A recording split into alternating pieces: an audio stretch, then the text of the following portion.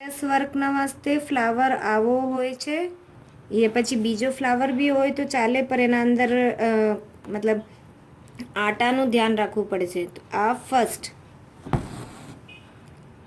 એના ક્રોસથી નાખી ને આ બીજા ક્રોસ પર મેં ઉપર નીકાળું, તો આ એક ટાંકો બનો. પાછો નીચે નાખી ને સીધા ઉપર પર. એમ તો સીધા સીધા બી નાખી શકાય છે, પણ ટાઈમ કન્ઝ્યુમ કમ અને એના હિસાબથી આ પાછો નેક્સ્ટમાં આ અગેન અહીંયા બાજુ મતલબ પહેલાં ટાંકા લેવાના હોય છે,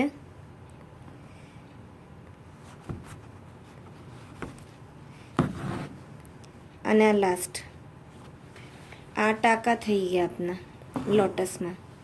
હવે આપણે નિકાલીશું. આપના પાસે છે 3 ને 3 છ ટાંકા છે. આ સાઈડ પર નિકાલું. આ સેકન્ડના દોરાના નીચેથી સોઈ લીધી, થર્ડના નીચેથી સોઈ નિકાલી, અને લાસ્ટ આ ફર્સ્ટ ટર્ન થઈ ગયો આપનો. હવે ત્યાંથી સેકન્ડ, फोर्थ और sixth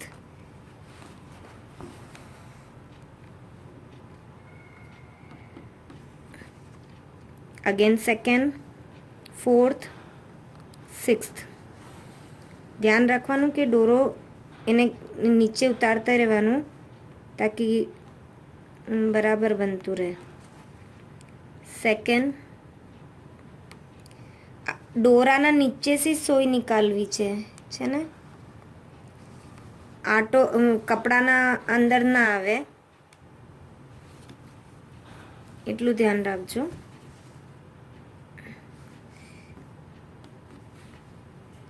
sixth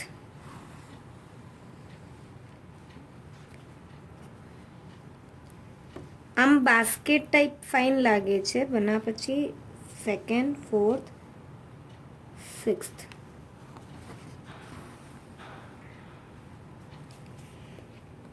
second, fourth, sixth. થોડું થોડું નીચે ઉતારતા રહેવાનું. અગર ઉપર બરાબર ગેપ એક સરખો થઈ જશે. ચાલો, લાસ્ટની જે બે હતી ને એ પૂરી થઈ ગઈ છે.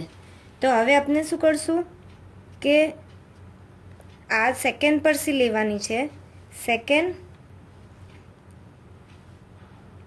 પરથી લેવા મતલબ લેતા હતા આપણે.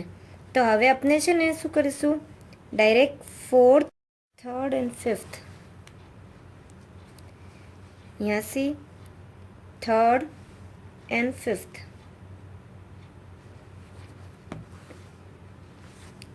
Third,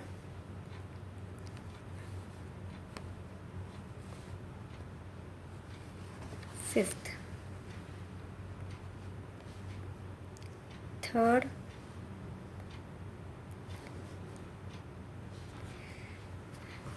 fifth. ટાંકો ના આવો છે. હવે આ બી પૂરું થઈ ગયું છે, તો બસ આ એક ને નેક્સ્ટ.